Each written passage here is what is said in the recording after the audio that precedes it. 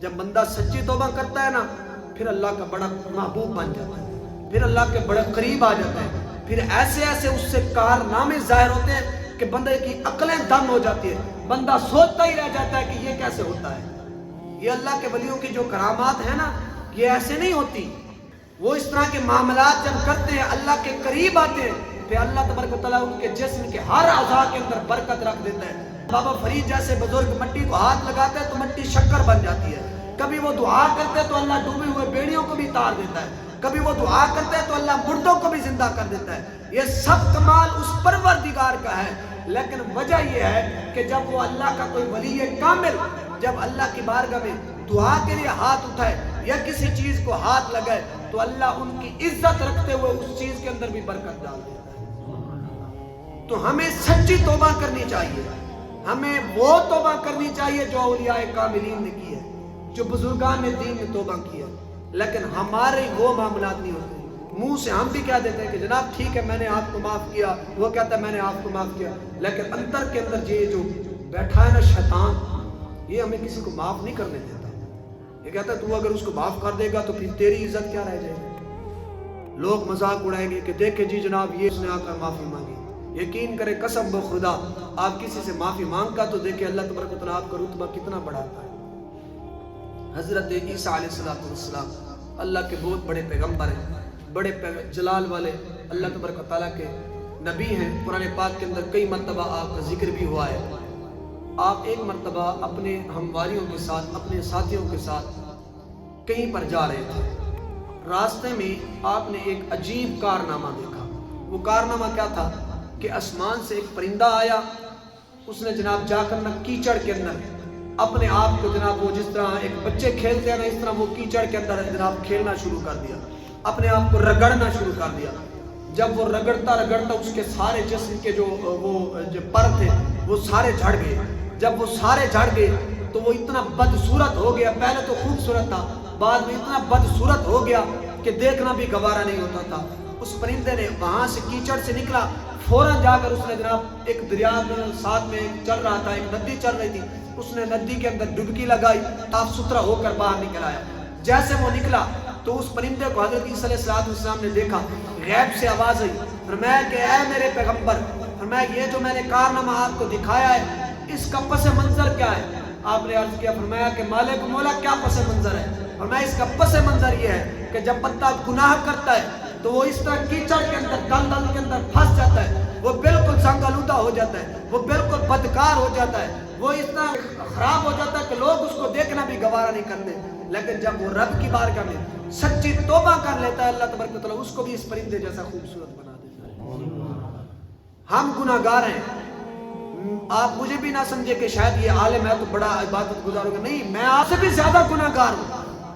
یہ بندے کے ذہن میں یہ بات رہنی چاہیے کہ بندہ یہ نہ سمجھے کہ میں جناب بڑا ہو گیا ہوں، نہیں، وہ قادر مطلق ہے۔ وہ جب کسی کو گرانے پر آتا ہے تو وہ اس کی عبادات نہیں دیکھتا، وہ اس کا علم نہیں دیکھتا، وہ اس کا مولوی اور عالم ہونا نہیں دیکھتا۔ تو جب بندے سے ایسے معاملات ہوتے ہیں نا بندہ اس بندے کو ایسا گرا دیتا ہے کہ وہ بندہ اٹھ بھی نہیں سکتا۔ لیکن ہم سب کو یہاں ایک عہد کرنا چاہیے کہ ہم سب نے سچی توبہ کرنی ہے، ہمیشہ 5 گھنٹہ نماز باجماعت پڑھنی ہے، ہمیشہ اللہ اس کے رسول کے فرمان کے مطابق زندگی گزارنی ہے، ہمیشہ ہم نے کسی کے ساتھ کوئی برائی نہیں کرنی، کسی کے ساتھ ہم نے کوئی دھوکہ نہیں کرنا، کوئی فریب نہیں کرنا۔ حضور فرماتے ہیں کہ صحیح مسلمان وہ ہے جس کے ہاتھ سے، زبان سے اور ان کے بدن کے کسی اعضاء سے دوسرا مسلمان محفوظ رہے۔ اب ہم سب اپنے دل کے اندر دیکھیں کہ کیا ہم سے ہمارے مسلمان بھائی محفوظ ہیں؟ میں سمجھتا ہوں نہیں محفوظ۔ یہ باتیں ایسی نہیں ہیں، ہمیں سوچنا چاہیے۔ جہاں پر ہمارا داؤ لگتا ہے، موقع ملتا ہے، اگر کوئی بندے کو ہاتھ ہمارا پہنچتا ہو تو ہم ہاتھ اس تک پہنچاتے ہیں، ہاتھ نہیں پہنچ سکتا تو زبان اس تک پہنچاتے ہیں۔ کبھی ہم دل کے اندر نہیں سوچتے کہ ہم جس بندے کو ایذا دے رہے ہیں، تکلیف دے رہے ہیں، اگر اس بندے کے منہ سے کوئی ایسا جملہ نکلا اور وہ تقدیر کی گھڑیوں میں قبول والی ہو، اگر اس وقت اللہ تبارک و تعالیٰ اس کی بات کو قبول فرما لے تو ہمارا کیا بنے گا؟ حضور فرماتے ہیں مشکات المصابیح کے اندر حدیث پاک موجود ہے، حضور فرماتے ہیں کہ اگر کسی نے کسی کو گالی بھی دی ہے نا، وہ گالی کے بدلے بھی اللہ تبارک و تعالیٰ اس بندے کو کل قیامت والے دن جہنم میں پھینک دے گا۔ اور ہم نے تو لاکھوں کروڑوں کسی کو جناب وہ مال ضبط کر لیا، اربوں روپیے لوگوں کے ضبط کر لے، زمین اور جائیداد ضبط کر لیے۔ اب دوسرا سب سے بڑا مسئلہ کیا ہے؟ ویسے میرے ذہن میں یہ بات آ گئی، ہم کیا کرتے ہیں جب بیٹی کو رخصت کرتے ہیں نا، اس وقت ہم اس کو جہیز میں دے دیتے ہیں۔ جو کچھ ہوتا ہے ہر بندے کا اپنا رسم و رواج ہوتا ہے، بیٹی کو وہ جہیز دے دیتے ہیں۔ اس کے علاوہ جب دولت کی باری آتی ہے نا، زمین اور جائیداد، پھر ہم عدالت میں جا کر لکھا دیتے ہیں کہ بیٹیاں تو ہے ہی نہیں، جہیز کے اندر وہ دے دیتے ہیں، وہ باقی ساری جو ہے نا وہ ہم بیٹوں کے نام کر دیتے ہیں۔ یہ بہت بڑی زیادتی ہے، یہ معاشرے کے اندر بہت بڑی زیادتی ہے۔ ایسا نہیں کرنا چاہیے۔ جو آپ نے بیٹی کو جہیز دیا ہے نا، وہ آپ نے اس کو تحفہ دیا ہے، وہ آپ اس وجہ سے نہیں رکھ سکتے کہ میں نے جہیز دے دیا ہے تو آپ بیٹی کو میں جناب جائیداد نہ دوں۔ وہ اس کا حق ہے، قرآن نے اس کے لیے وہ مختص کیا ہے حق، وہ ہم اس سے نہیں چھین سکتے۔ اگر باپ چلا جائے دنیا سے، ماں دنیا سے چلی جائے، تو پھر بھائی جا کر کیا دیتے ہیں کہ ہماری تو بہن ہے ہی نہیں۔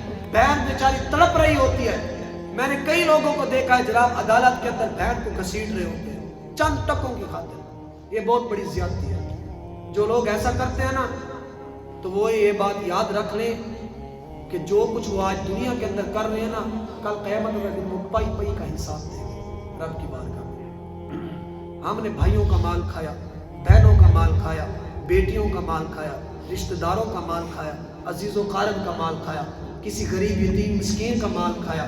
یہ پیٹ نہیں بھرتا، واللہ یہ پیٹ کبھی نہیں بھرتا۔ یہ پیٹ ایک ایسا ہے نا، آپ جو مرضی کر لیں یہ کبھی نہیں بھرے گا۔ یہ پیٹ کبھی نہیں بھرتا۔ آپ کہیں نا کہ ہم اس پیالے کو بھر لیں، یہ کبھی نہیں بھرے گا۔ تو آپ جو مرضی کر لیں، آپ صبح کھائیں گے، دوپہر کا پھر کھانا آئے گا، پھر آپ کو بھوک لگ جائے گی، پھر آپ کھائیں، پھر شام کو پھر کھانا آئے گا، پھر بھوک لگ جائے گی۔ آپ صبح سے لے کر شام تک کھاتے رہیں گے، یہ پیٹ کبھی نہیں بھرے گا۔ یہ ایسا پیالہ ہے، آپ سمجھے نا کہ ہم پیالے کو بھر لیں گے، یہ ایسا فطری پیالہ تھا جو کبھی بھرتا نہیں ہے۔ اس پیالے کو بھرنے کی بجائے ہم اپنی قبر کو نیکیوں سے بھریں، ہم اپنے آخرت کے رجسٹر کو نیکیوں سے بھریں۔ اب کیا بدبختی کی علامتیں کیا ہو سکے، میں کیا کیا آپ کو بتاؤں، معاشرے کے اندر کیا کیا ہو گیا ہے۔ اب بعض اوقات ایسا بھی ہوتا ہے، جس امام کے پیچھے نماز پڑھتے ہیں، اسی کے پیچھے نماز پڑھ کے ابھی مسجد کے باہر بھی نکلتے اسی کو گالیاں دینا شروع ہو جاتے۔ وہ نمازیں کس کام کی ہیں؟ ایک بھائی کے گھر سے اٹھ کر آتے ہیں، پھر باہر نکلتے تو بھائی کو برا بلا کہہ دیتے ہیں۔ یہ کس طرح کی ہماری عبادات ہے، یہ کس طرح کی ہماری ریاضتیں ہیں؟ یہ کوئی ریاضت رب تعالیٰ کو پسند نہیں ہے۔ جب ہم ایک دوسرے کے ساتھ مخلص نہیں ہو سکتے نا، کبھی بھی ہم رب تعالیٰ کی بارگاہ میں ہم مقبول نہیں بن سکتے۔ اللہ کے ولیوں کا طرز عمل دیکھیں، اللہ کے ولی صرف کرامتیں نہیں دکھاتے تھے، اللہ کے ولیوں نے قرآن اور سنت کے مطابق خود بھی زندگیاں گزاری اور لوگوں کو بھی تبلیغ کرتے تھے۔ آپ جو زمانے اور معاشرے کے اندر جو حالات بن چکے ہیں نا، نہ تو یہ اللہ کے ہیں، نہ اللہ کے رسول کے ہیں، نہ صحابہ کے ہیں، نہ اہل بیت کے ہیں، نہ سلف صالحین بزرگان دین کے ہیں۔ یہ ہمارے اپنے بنائے ہوئے معاملات ہیں، ہم صرف ان پر تھوپ رہے ہیں کہ انہوں نے ایسا کیا، کسی نے ایسا نہیں کیا۔ صحابہ کرام کے جو آپس میں تھوڑے سے مشاجرات ہوئے تھے، مولا علی امیر معاویہ، صدیق اکبر عمر فاروق، سیدہ فاطمہ الزہرا رضی اللہ تعالی عنہا، تو ان کے جو آپس میں معاملات ہوئے تھے نا، وہ تھوڑے بہت وہ ان کے مشاجرات جو تھے نا، وہ یہ مسئلہ نہیں تھا کہ زمین اور جائیداد کا مسئلہ تھا۔ یہ ہمارے اندر غلط فہمیاں رکھی گئی ہیں، یہ ایک غلط سوچ، ایک سازش رکھی گئی ہے کہ مسلمان اسی طرح لڑتے رہیں گے، ہم اپنا کام کرتے رہیں گے۔ اب ہم بھی وہی کام کر رہے ہیں کہ فلاں نے ایسا کر دیا، فلاں نے ایسا کر دیا۔ ہم ذرا تھوڑا بہت سوچیں، جنہوں نے حضور صلی اللہ علیہ وسلم کے سامنے دو زانوں بیٹھ کر انہوں نے حضور صلی اللہ علیہ وسلم کی زبان اقدس سے قرآن پڑھا ہو، کیا وہ باہر نکل کر اسی طرح جھگڑے کرتے تھے؟ بندہ سوچے، اگر ہر بندے کو اللہ نے تھوڑی بہت عقل دی ہے، تھوڑی بہت فہم ہر بندے کے پاس ہے، آپ مجھ سے زیادہ سمجھدار ہیں کہ کیا ان کے بارے میں یہ سوچا جا سکتا ہے کہ وہ ایسا کام کرتے تھے؟ وہ مولا علی، وہ سیدہ فاطمہ الزہرا، وہ امام حسن اور امام حسین، جن کے لیے قرآن کی پوری صورتیں نازل ہوں کہ جب کوئی ان کے لیے کہ گھر میں کوئی مانگنے کے لیے آتا ہے تو یہ خود تو بھوکے رہتے ہیں لیکن ان مانگنے والوں کو کبھی خالی نہیں لوٹاتے. کیا معاذ اللہ وہ جناب جا کر لوگوں سے بھیک مانگتے تھے کہ ہمیں شہزاد دے دو؟ یہ وہ باتیں جو ہمارے ذہنوں کے اندر رکھی گئی ہیں, ایک سازش کے تحت رکھی گئی ہے کہ مسلمان اسی طرح آپس میں اندر لڑتے رہیں گے, ہم اپنا کام کرتے رہیں گے. آج وہی معاملہ ہے, ہم آپس میں لڑ رہے ہیں, بھائی بھائی سے لڑ رہا ہے, بہن بہن سے لڑ رہی ہے, بیٹا باپ سے لڑ رہا ہے, باپ بیٹے سے لڑ رہا ہے. اسی طرح انہوں نے ہمیں لڑایا, ہمیں جناب ان فتنوں کے اندر ڈال دیا اور خود وہ آج کام کر رہے ہیں. ہم اسی طرح وہ لڑ رہے ہیں. ہمیں ان چیزوں سے باہر نکل کر صرف اللہ اس کے رسول کی رضا کی خاطر ہمیں دین کا کام کرنا چاہیے بس. تو میں یہی کہتا ہوں کہ بس یار چھوڑ دے سب کچھ, یہ سب کچھ یہیں رہنا ہے.